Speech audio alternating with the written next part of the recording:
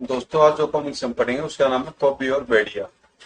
ये भेड़िया सीरीज की कॉमिक्स है। अब तो ये कॉबी और भेड़िया की फर्स्ट कॉमिक सीरीज कही जाएगी, क्योंकि इसमें दोनों अलग हो जाते हैं भेड़िया के सीरीज में से। इसका पहला पार्ट है जानवर, तो पहले आप उसको पढ़ लेना, तभी स्टोरी आपको पूरी समझ में आएगी। वो कॉमिक आपको प्ले लिस्ट में भेड़िया का फोल्डर उसके अंदर मिल जाएगी। तो अब पढ़ते हैं सेकंड पार्ट को। अनंत आकाश में छिपे रहस्यों को जानने की कोशिशें सदियों से की जा रही हैं। परिणाम स्वरूप इंसान की कोशिशों के कदम चंद्रमा और मंगल के धरातलों को छू चुके हैं, मगर अभी सैकड़ों लाखों रहस्य ऐसे हैं जिन तक इंसान पहुंचे या न पहुंचे, मगर कोई एक वहां तक न सिर्फ पहुंच गया है, बल्कि जान गया कि चंद्रमा के दो उपग्रहों की ताकतों को भी, फोबोस और मोबोस, जिनकी शक्तियां असीमित है। फोबोस की शक्ति विनाशकारी है और हर वक्त विनाश में लगी रहती है।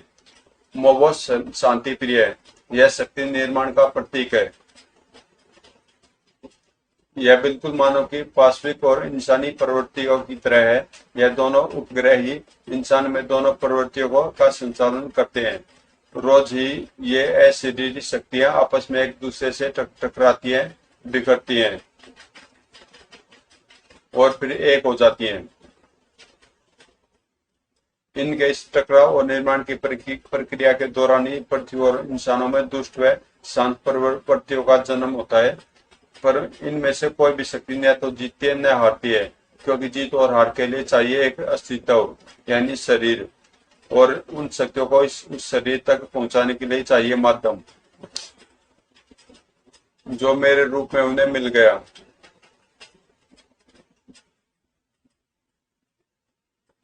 इस प्रकार फोबोस और मोबोस नाम की वो दोनों शक्तियां समा गई उस शरीर में जो जंगल के जल्लाद भेड़िया का शरीर है।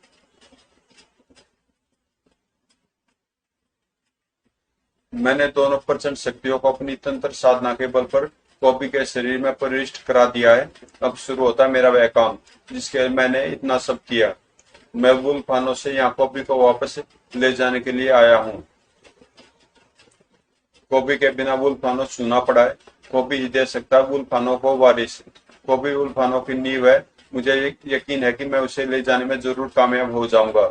खुद ये काम करेंगी भेड़िया में समा चुकी फोबोस और मोबोस शक्तियां। ये तो गुरुराज भाट की है। दोस्तों यहाँ पर जो ये कॉमिक्स है, ये इसके पहले पार्ट जानवर की स्टोरी है, शॉर्ट में दे रखी है यहाँ पे, तो मैं इसको छोड़ रहा हूँ, ऐसे मजा नहीं आएगा पढ़ने में। तो आपको कॉमिक्स पढ़ ली होगी आपने। तो यहाँ तक की स्टोरी हमने पढ़ी है जानवर में। अब इससे आगे पढ़ते हैं। आगे क्या होता है प्रस्तुत कॉमिक में पढ़े। जबड़े पीछे आगे बढ़ चला था भेड़िया। भेड़िया रुको भेड़िया। ओ भेड़िया भेड़िया, ये तुम्हें क्या हो गया? तुम तो एक मासूम से खरगोश की हत्या से भी जंगल में तूफान खड़ा कर देते थे। तब तक चैन न आता था तुम्हें जब तक तुम उसके हत्यारे को मौत की सजा न दे दो। मगर आज पूजो की आवाज भी न रोक पाई भेड़िया के कदमों को। मगर आज महज मुझे खुश करने के लिए इस फूल की खातिर कई निर्दोष जाने ले डाली तुमने। क्यों क्यों भेड़िया क्यों? उठो जैन, यह समय अशुभ आने का नहीं है। मैंने भेड़िया की आंखों में अंगारे सुलगते देखे हैं। कहीं तुम्हारी नफरत में जला भेड़िया जंगल में कोई भीषण तूफान न खड़ा कर दे। हमें भेड़िया के पीछे जाना होगा। पूजो का संदेह व्यर्थ ही नहीं था। भेड़िया पर सचमुच खून सवार हो गया था। तड़ाक। मदमस्त पागल हाथी नजर आ रहा था भेड़िया। धड़ाक धड़ाक। भेड़िया, हमसे क्या कसूर हुआ? तुमने अपने सुरक्षा चिन्ह भेड़िया मुख को क्यों तोड़ डाला? रहम रहम। तुम्हारे कबीले के युवक भी नायाब लाने निकले थे, जबकि नायाब मुझे चाहिए था। उन्होंने मेरी चेतावनी नहीं मानी, मुझे रोकने के लिए मुझ पर हमला किया। जॉब में मुझे उन्हें खत्म कर डालना पड़ा, और अब मैं उन सारे कबीलों को तबाह कर डालूंगा जिनके कारण नायाब रक्त रंजित हो गया। तड़ाक। भागो भेड़िया देवता, मार डालेंगे। हाँ हाँ, मार डालूंगा मैं तुम्हें। तड़ाक तड़ाक। कहाँ भागते हो चूहो? आह, हा हा हा। तेरे कमजोर और बूढ़े पाँव में भागने की ताकत नहीं रही बूढ़े। अब तेरी आत्मा का बोझ भी तेरे जिस्म से हटा देता हूँ। क्रोध के कारण जानवर के समान लार टपकने लगी थी भेड़िया के मुंह से। उसका प्रचंड मुक्का खाकर निश्चित रूप से वर्त के जीवन की लड़ियां टूटकर बिखर जानी थी। नहीं भेड़िया देवता नहीं। आह धम, एक जबरदस्त जनाना चीख गूंजी, मगर चीख तो पुरुष की होनी चाहिए थी। सामने जो देखा उसे देखकर अक्का बक्का से रह गया भेड़िया। अरे नहीं, भेड़िया का प्रचंड गुस्सा खाकर जमीन पर पड़ी तड़प रही थी जैन। जैन नहीं, ये तुमने क्या किया जैन? तुम मेरे गुस्से के सामने क्यों आ गई? आह भेड़िया, मैं तुमसे नफरत नहीं जैन, तुम्हें क्या हुआ? जैन उठो, उठो जैन। ओह भगवान। जैन की हालत देखकर भेड़िया की सारी दरिंदगी जैसे सिर से उतरकर पांव के रास्ते निकल गई थी। ये ठीक तो है न पूजो बाबा? तुम्हारे गुस्से की चोट से तो चट्टानों के भी सीने चटक जाते हैं भेड़िया। ये क्या किया तुमने मूर्ख?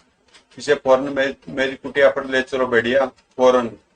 अगर जैन को कुछ हो गया तो मैं जंगल में आग लगा दूंगा बाबा। जल्दी पूजो, जैन के उपचार में चुक चुका था। भेड़िया, तुमने बहुत घातक ढंग से मारा इसे। ये बेचारी उस वर्द को बचाना चाहती थी। इसे बचा लो पूजो, किसी भी तरह से बचा लो। सुना पैर में बड़ी शक्ति होती है, अगर तुम्हारे पैर में शक्ति होगी तो ये बच जाएगी। एक बार ये होश में आ जाए बाबा, फिर ये जो कहेगी वही होगा, जो चाहेगी वैसा ही होगा। मैं इसे इंसान बनकर दिखाऊंगा। अपनी हिंसा से मैं इसकी निगाहों में जानवर बन गया। मैं अब हिंसा करूंगा ही नहीं। मैं प्रतिज्ञा करता हूँ बाबा कि कभी क्रोध नहीं करूंगा। नाया पर लगे हिंसा के इस लाल रंग को प्रेम के रंग में रंग दूंगा। आह जैन उठो जैन। भेड़िया, जो हुआ उसके लिए मुझे माफ कर दो जैन। मैंने तुम्हारे सिर पर हाथ रखकर प्रतिज्ञा ली है कि मैं इंसान बनूंगा। मैं तुम्हारे अंदर एक संपूर्ण इंसान को ही देखना चाहती हूँ भेड़िया, क्योंकि तुम्हारे अंदर छिपा जानवर ही तुम्हारे और मेरे मिलन के बीच में बाधक है। तुमने मुझे क्षमा कर दिया जैन, अन्यथा तुम्हारी नफरत के साथ में जिंदा नहीं रह पाता। अब तो तुम्हें मेरे हाथों नायाब को कबूल करना ही होगा। थैंक यू भेड़िया। आखिर भेड़िया के दिमाग को क्या हुआ है? मैंने पहले कभी भेड़िया को इतना भावुक होते नहीं देखा। भेड़िया का ये बर्ताव बीमार जानवरों में होने वाले उन परिवर्तनों जैसा है, जिसमें जानवर कभी तो बहुत उत्तेजित हो जाते हैं और कभी बहुत शांत। मुझे भेड़िया में हो रहे इन परिवर्तनों का कारण जानना होगा, पर कारण इंसानी मस्तिष्कों की पहुंच से दूर था। इंसान और जानवर में जंग शुरू हो चुकी है। यही जंग को भी कह दे खोलेगी गुलफानों का रास्ता।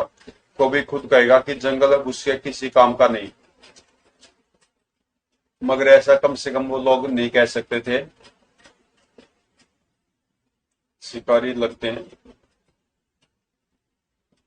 गांवों और कस्बों के विस्तार के साथ ही वे शहरों में बदल गए हैं। डाकू अब उन शहरों में सुरक्षित नहीं रहे, इसलिए हमने अब अपना निशाना जंगल को बनाया है। खजाने की जंगल में भी कोई कमी नहीं। वो देखो कस्तूरी मर्ग, धौड़। इसके पेट में जो कस्तूरी मिलती है वो बेशकीमती होती है, मगर एक कस्तूरी से काम नहीं चलेगा। ये ऐड दोस्तों एक कॉमिक्स का, इसको मैं जल्दी पढ़ने वाला हूँ, निशा से रहे। और ये कलयुग है, इसका भी ये भी ऐड है। उड़ा दो कस्तूरी मर्गों के उस झुंड को, जिंग जिंग धाए धाए, बैंग बैंग। डाकू दुर्रा, जिसकी तलाश आसाम और आसपास के कई राज्यों की पुलिस को है, अब जंगल के सीने से खोदकर खजाना निकालेगा। और हमारा दूसरा मकसद सरदार यानी का एक कारण हमारा वो मकसद भी है अम्बा। कई सालों से तलाश है हमें अपने पूर्व सरदार फजीयत सिंह की, जो हमारा लूटा हुआ सारा सोना लेकर भाग गया था। इस बेल्ट में लगी सारी गोलियां मैंने तब से ही उसके लिए संभाल रखी हैं। जिस दिन वो मुझे मिल गया, ये सारी की सारी मैं उसके सिर से पांव तक दाग दूंगा। और मुझे पता लगा कि फजीयत सिंह भी इसी जंगल में डेरा डाले हैं। हम अपना काम करते रहने के साथ ही उसकी तलाश भी जारी रखेंगे।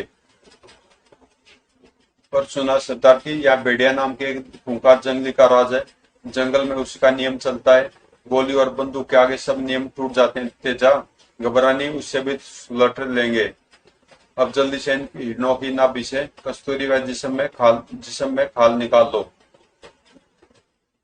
दुर्रा अपना काम करके अपने ठिकाने की ओर लौट चला था। भेड़िया भी जैन के साथ जंगल में मौजूद था। भेड़िया, तुम्हारे हिंसा न करने की प्रतिज्ञा से देखो सारा जंगल भी महक उठा। यह महक तो कस्तूरी की है। ओ नो, यह क्या? लगता किसी ने हिरणों को बेदर्दी से शिकार किया है। शांत खड़ा था भेड़िया। मासूम व निरीह हत्याओं पर अब उसका खून नहीं खोला था। जैन, मेरे विचार में हमें इस मुर्दाघर से चलना चाहिए, क्योंकि थोड़ी देर में यहाँ से बदबू आने लगेगी।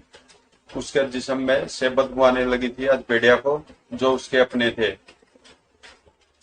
इन लाशों की फिक्र मत करो, इन्हें गिद्ध और चील कौवे खाकर जंगल की सफाई कर देंगे। हैरान थी जैन तोप के मुंह से फूल जाते देखकर। मगर जंगल में तो शिकारी हर वक्त ताक में रहते हैं। उतार लो इन खरगोशों की खाल, जल्दी करो। भेड़िया भेड़िया आ गया। भागने का समय नहीं है, भेड़िया से माफी मांग लो। रैम भेड़िया रैम, हम अपना गुनाह कबूल करते हैं, फिर दोबारा जंगल में नहीं आएंगे, हमें छोड़ दो। अपने स्वार्थ के लिए तुम इनकी जान लोगे तो तुम में और इनमें क्या फर्क रह गया? जाओ, पर हिंसा मत करो। भेड़िया को क्या हो गया? मैं तो समझा था कि अब हम जान से गए। भेड़िया, वो लोग पोचर्स हैं, तुमने उन्हें निरीह पशुओं का वध करने की सजा क्यों नहीं दी? मैंने तुम्हें अकारण ही व निर्दोष प्राणियों पर हिंसकता दिखाने से मना किया है, ऐसे लोगों पर नहीं जो खुद जानवर हैं। मैंने क्रोध न करने की प्रतिज्ञा की है जैन। अब मैं अहिंसा के मार्ग पर हूँ, और अहिंसा सजा में नहीं क्षमा में विश्वास करना सिखाती है। उसी पर जंगल गूंज उठा उन भयंकर दाड़ों से। दाड़ गुर्र। भेड़िया, वो शेरनी उस औरत को मार रही है, तो उसी गोद से मासूम बच्चा गिर गया है। उसे बचाओ भेड़िया। गुर्र। ठीक है जैन, जाओ शेरनी, कहीं और जाकर भोजन तलाशो। ये क्या भेड़िया, उस शेरनी के मुंह इंसानी खून लग गया। वो नरभक्षी हो चुकी थी, वो तुमने उसे जिंदा बचकर जाने दिया। वो तो जानवर ही थी, उसे मारकर क्या मैं भी जानवर बन जाता? फिलहाल जैन को उस बिन माँ के बच्चे की फिक्र थी, इसलिए वह और कुछ ना बोली। जंगल में फैल रही थी भेड़िया वह के हिंसक हो जाने की खबर। ये क्या बेवकूफ, अगर भेड़िया को पता चल गया कि इस शाम भर का शिकार तुमने किया है, तो वो तुम्हें चीर फाड़कर सुखा देगा। घबराओ नहीं, अब भेड़िया ऐसा नहीं करेगा, खूब शिकार करो, वो तुम्हें कुछ नहीं कहेगा। ये देखो, हमने उसके सामने कितने खरगोश मार डाले। वाह, फिर तो मैं एक हिरण और मारूंगा। जंगल से शिकार की मनाही करने वाले भेड़िया देवता का भय बाप की तरह उड़ने लगा। बहुत दिनों से शाकाहार पर जीवित थे, मुंह का स्वाद ही बिगड़ गया, अब करेंगे मांसाहार। अवैध शिकारियों की बनाई। काट डालो इसका बेशकीमती सिंह, अब इसे बचाने भेड़िया नहीं आएगा। जंगल में उन सब चीजों का बड़ा व्यापारी मौजूद था, दुर्रा। अब इस जंगल पर राज करेगा। तेजा, इन सबको इस माल की पूरी कीमत दे दो। धाएं। कीमत के रूप में दुर्रा मौत देता है। हा हा हा। Woof woof. गुर्र। हे प्रभु, यह क्या कह रहे हैं ये भेड़िए? ये तो अनर्थ हो रहा है भेड़िया। ओ वुफ वुफ। गुर्र। जंगल की इस तबाही को रोकना होगा, और इसे तुम ही रोक सकते हो। मैं रोकूंगा, मगर खून बहाकर नहीं, क्योंकि सभी को जीने का अधिकार है। क्या आप मुझे खून खराबे की इजाजत देंगे? पूजो बाबा। पूजो भला ऐसा कैसे कहता? मैं उन्हें समझाऊंगा, इसका तो दिमाग फिर गया है। भेड़िया, दुश्मन की बंदूक का जवाब जुबान से देगा तो उसकी भाषा भला कौन समझेगा? मुझे कुछ करना होगा। भेड़िया बदल गया बाबा। क्या मेरे पैर के कारण ऐसा हो रहा है? नहीं, कारण कुछ और ही है। उत्तेजना में पूजो का चेहरा लाल हो उठा था, मगर वह नहीं जानता था कि आज उसके अतीत का वो घाव फिर से हरा होने वाला, जिसे वो वर्तमान के मरहम से सुखाने की कोशिश कर रहा था। वहीं रुक जाओ सरदार फजीयत सिंह, और तुम भी लड़की। वो नाम सुनकर और वो सूरत देखकर पूजो के मस्ती को जबरदस्त झटका लगा। धुरंधर सिंह और दुर्रा, तुम? हाँ सरदार फजीत सिंह, शुक्र है तुमने मैं पहचान लिया। तुमने क्या समझा था सरदार की अकेले ही सारा सोना हड़प कर जाओगे? ये ये कौन है बाबा? ये मैं बताता हूँ तुझे लड़की। बरसों पहले ये खूंखार डाकू फजीत सिंह था। हम सब इसके गिरोह में डाके डाला करते थे, खून करते थे। उस दिन जब हमें पता चला कि 50 लाख का सोना लेकर इंस्पेक्टर बाज बहादुर भीड़ों से निकलने वाला है, तो सरदार फजीत सिंह ने सोना लूटने की योजना बना ली। सोना इंस्पेक्टर को छोड़ना ही पड़ेगा। सरदार वैन आ गई। चट्टान लुढ़का दो। चट्टान ने वैन का रास्ता पलट दिया। ढाक धड़ाक, वैन खड्ड में जा गिरी। हम अपनी कामयाबी पर प्रसन्न थे, मगर जैसे हमने सोना निकालने के लिए वैन का दरवाजा खोला, सरदार क्या हुआ दुर्रा? और वो खड्ड इतना गहरा तो था ही कि वहां गिरने के बाद किसी के भी बचने की संभावना न थी। इसमें इंस्पेक्टर के साथ ही सरदार के बेटे व उसकी गर्भवती बहू की लहूलुहान लाशें भी पड़ी थी। वो नहीं, ये दोनों इस वैन में कैसे आ पहुंचे? सरदार, आपका बेटा जरूर अपनी पत्नी को अस्पताल ले जा रहा होगा। इंस्पेक्टर ने उन्हें लिफ्ट दे दी होगी। सचमुच ये तो बहुत बुरा हुआ। नहीं नहीं है भगवान, ये क्या हो गया? हम सोना लेकर लौट गए। बस उसी रात फजीत सिंह सारा सोना लेकर भाग निकला। बस उस घटना से फजीत इतना विचलित हो गया कि उसके हाथ बंदूक थामने से कांपने लगे। अब मैं ये पाप और नहीं करूंगा। मैं अपना शेष जीवन जंगल और जंगली प्राणियों की भलाई में बिता दूंगा। और आज आखिर हमने तुम्हें ढूंढ लिया सरदार फजीत सिंह। और तुम्हें बताना होगा कि तुमने वो सारा सोना कहाँ छिपा रखा है। वो सोना मैं तुम्हें कभी नहीं दूंगा धुर्रा। उस सोने की जरूरत इस जंगल को है, क्योंकि यहाँ न तो जानवरों के लिए अस्पताल है, ना यहाँ के वासियों के लिए कोई सुविधा। उनके लिए मैं ही सब कुछ हूँ। उस सोने को मैं उन लोगों को सुविधा प्रदान करने में इस्तेमाल करता हूँ। तुम जिस प्रकार यहाँ आए हो उसी प्रकार वापस चले जाओ। और ना मत भूलो कि आज भी पूजो की इन बूढ़ी हड्डियों में उतनी ताकत है जितनी कल फजीयत की बाजुओं में थी। मारो से तोड़ दो इसकी हड्डियां। बाबा ऑफ जैन, अंदर भागो। धड़ाक छटाक। बाबा इस तरह भाग क्यों आए? बाबा यहाँ हम कब तक सुरक्षित रहेंगे? वो दरवाजा डाकुओं को ज्यादा समय तक बाहर नहीं रहने देगा। यहाँ से हिलना नहीं जैन। मैं तुम्हें ये यकीन दिलाता हूँ, दरवाजा टूटने से पहले मैं वापस यहाँ आ जाऊंगा। पूजो ने दरवाजा अंदर से बंद कर दिया। तुम यहाँ आ तो गए हो दुर्रा, मगर अब यहाँ से बचकर नहीं जाओगे। पूजो उस गुप्त द्वार की सीढ़ियां उतरकर नीचे पहुंचा, अपने प्राचीन पुस्तकालय में, जो उसके असीम ज्ञान का स्रोत था। इसी पुस्तकालय ने उसे सिखाई थी चिकित्सा। इसी ने उसे सिखाई थी पशु पक्षियों की बोली, समझने व बोलने की विद्या।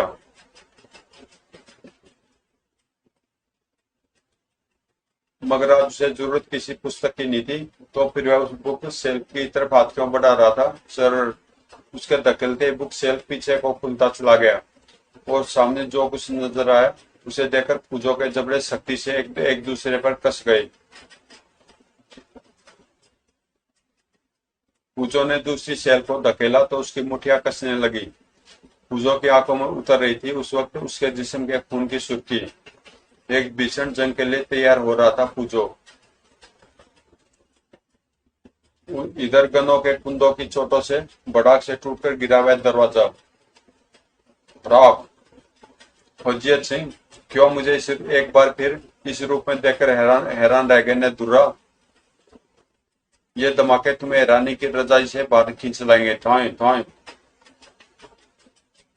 तूने मेरे इस रूप को ललकारा है धुरंधर सिंह। अब देख मेरे इस रूप की ताकत। बूम। इन बूढ़ी हड्डियों को लोहा देखना चाहते हो तो देखो। धौड़। तेरे लिए ये सारी गोलियां मैंने उसी दिन से संभाल रखी है फजीयत सिंह। जिंग जिंग, एक एक करके मैंने तुझ पर दागूंगा। धौड़। आ।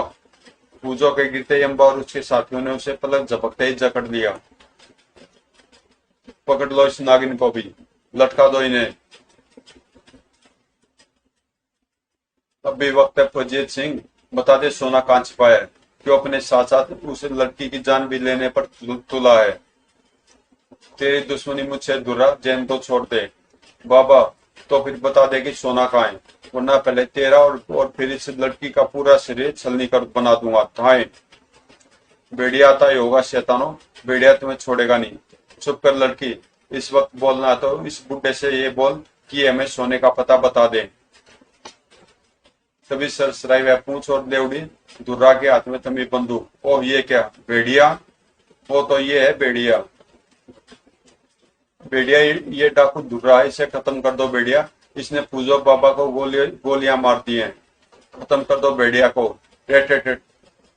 हिंसा के मार्ग में मुश्किलें तो आती हैं, मगर भेड़िया के पास इन मुश्किलों से बचने का तरीका है।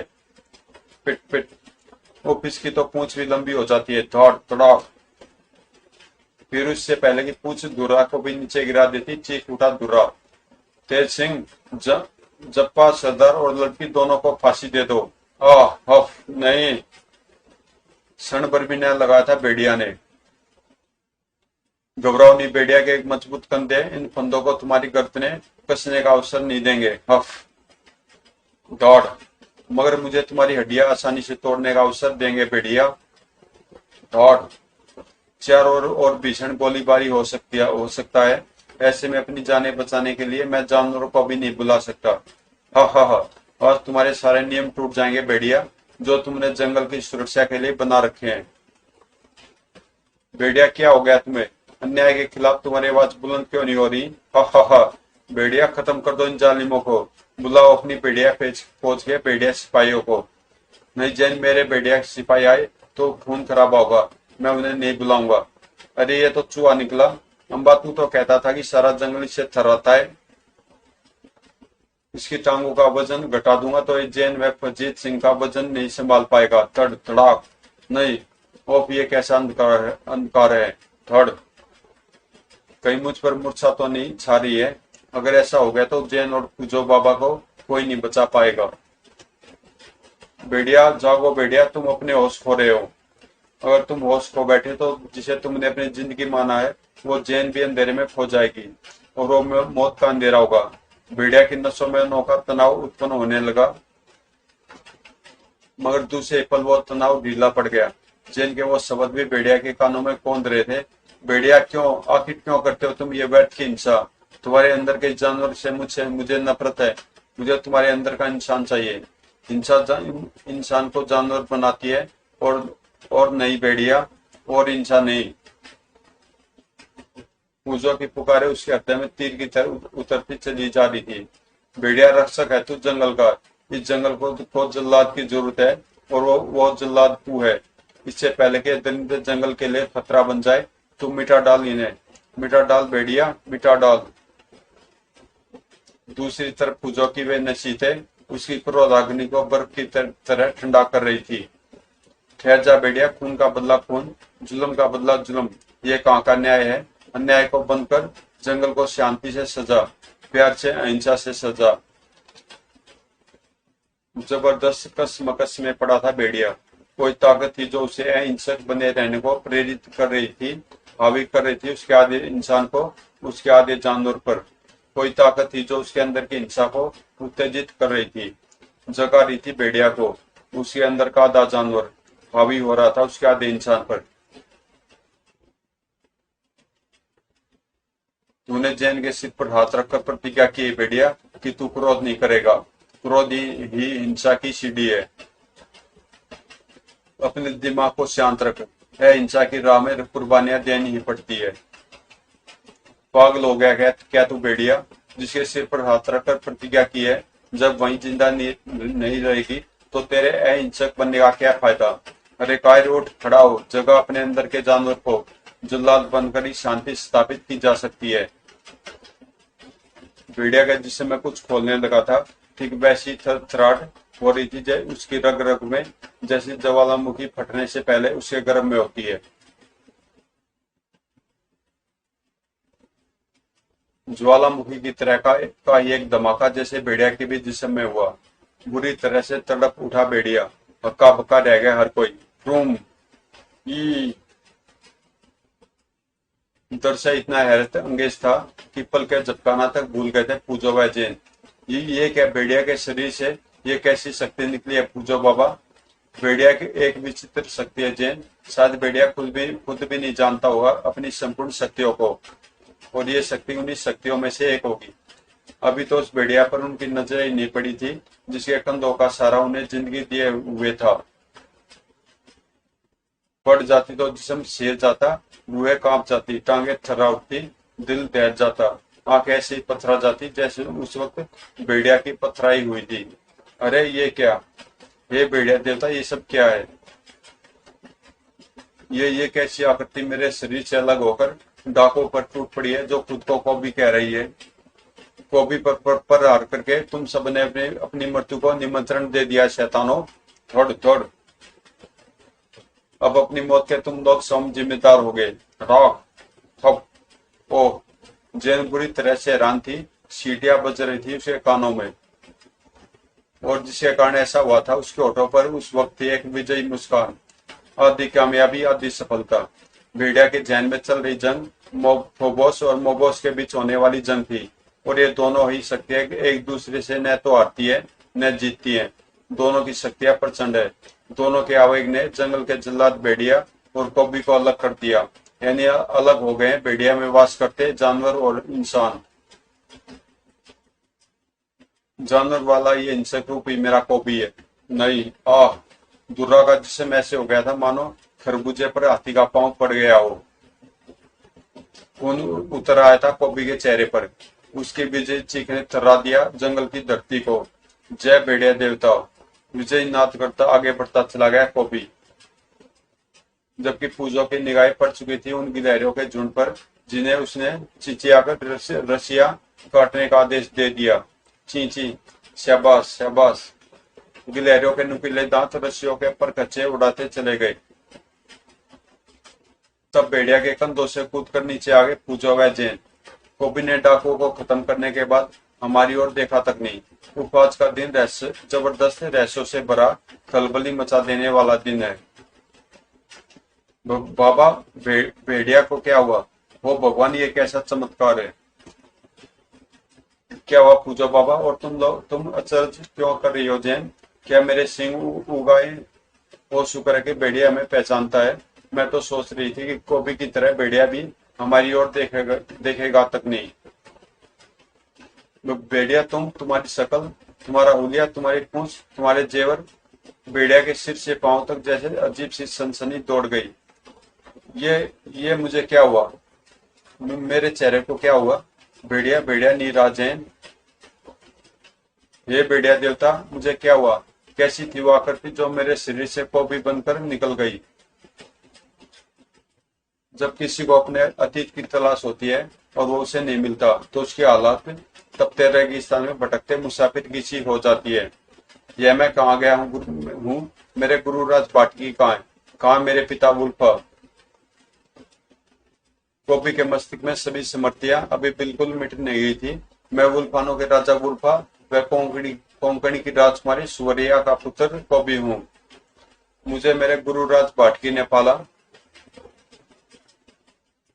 मुझे कठिन परीक्षाओं से गुजारा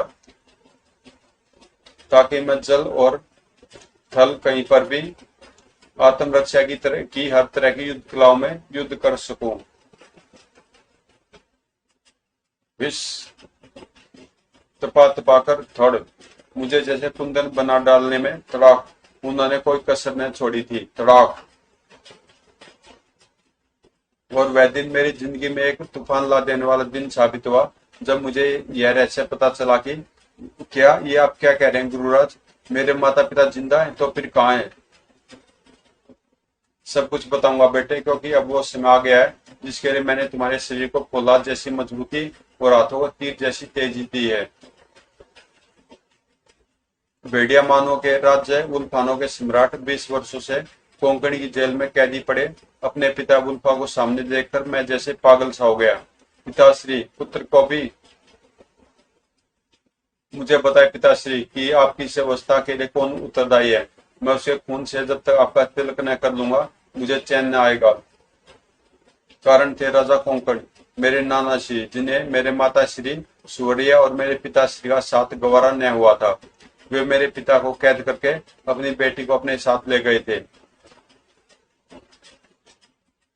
और जब राजा कोंकण ने हमें बताया कि अब उसे भूल जाओ उल्फा, हमने 20 वर्ष पहले ही उसका विवाह मोरागढ़ के राजा के साथ कर दिया था। नहीं, मगर माता श्री को न मेरे पिता भूल सकते थे और न मैं। मोरागढ़ में भीषण जंग मचा दी हमने, और तब बोलो राजा कहाँ है सूर्या, मेरी पत्नी। मगर ये मेरे भयानक पीड़ा के क्षण थे जब मेरी माता श्री ने अपने पति को पति मानने से इनकार कर दिया। मेरा तुमसे कभी विवाह नहीं हुआ उल्फा, न तुम मेरे पति हो और न को भी मेरा पुत्र। क्रोध से भर उठा था उस वक्त मैं मोरागढ़ के राजा को मौत के घाट उतार देने को आगे बढ़ा ही था कि तभी ठहर जा दुष्ट, तू इसी वक्त पत्थर में परिवर्तित हो जा। माता श्री के साप से मैं पत्थर में बदलने लगा।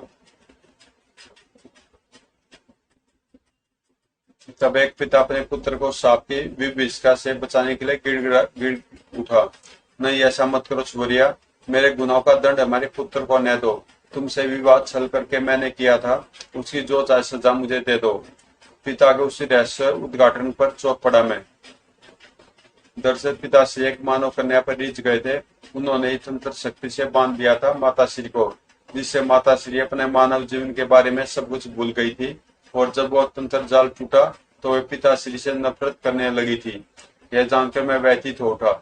मुझे जरा भी दुख नहीं हो रहा अपने पत्थर बन जाने का माता श्री, क्योंकि मैं पत्थर उसी के सांप से बन रहा हूँ जिसकी कोख से मैंने जन्म लिया है। शादी से मेरे पिता का गुनाह कुछ कम हो जाए।